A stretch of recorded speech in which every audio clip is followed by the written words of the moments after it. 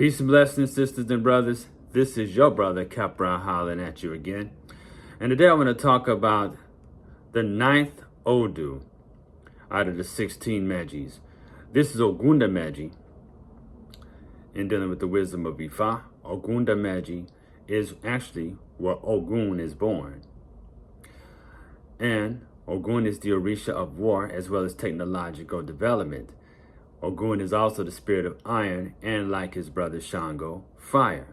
Ogunda is referred to as the creator. So speaking of technological development, we're coming into an age of where what once was considered science fiction and fantasy is actually now reality.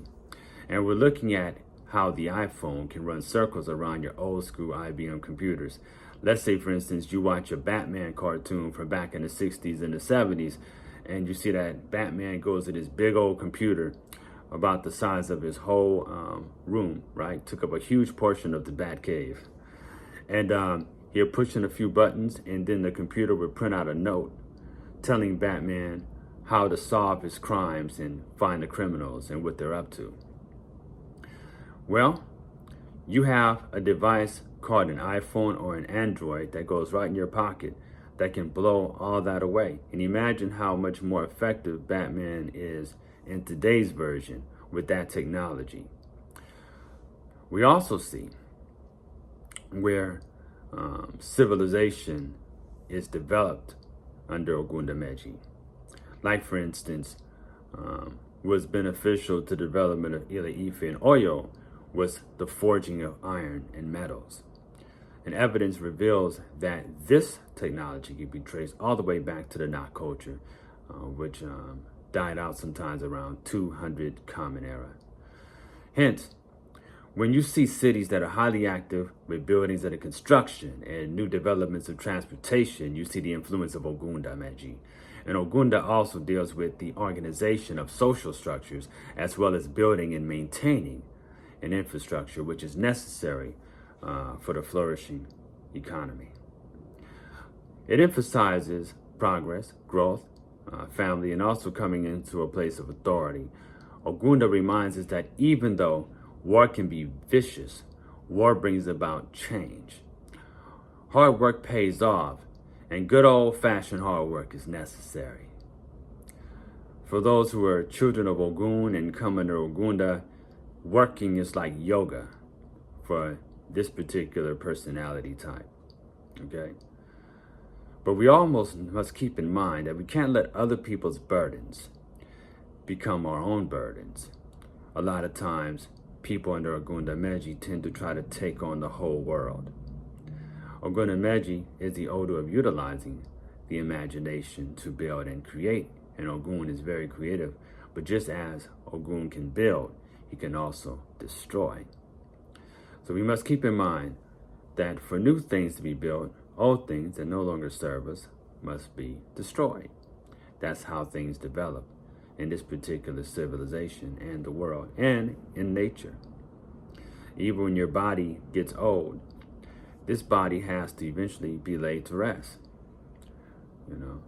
But the spirit lives on, and you'll come back in the form of a descendant, according to Yoruba tradition. So there's no such thing as actual death, only constant regeneration, transformation, renewal.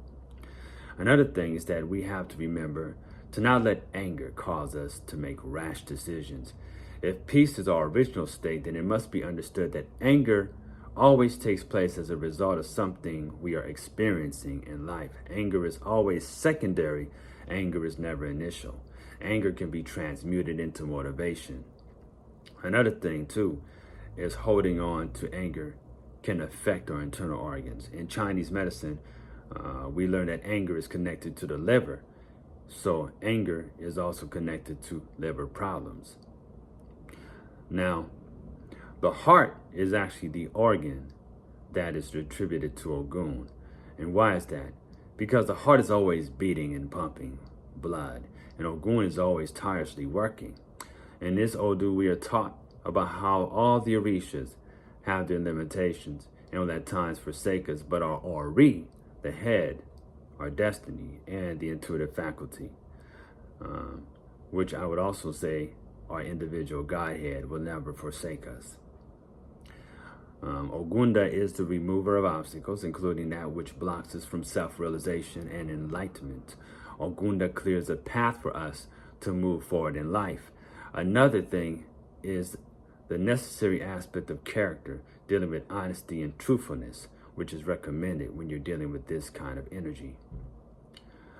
One of the lessons that needed to be learned for those who were born under Ogunda is the mastery of one's emotions. Ogunda deals with constant motion, and emotion is energy in motion. Whenever we let negative emotions dominate us, we are in a self-induced and negative hypnotic state.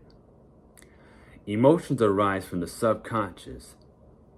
So when we allow emotions to take precedence, you are in a trance state.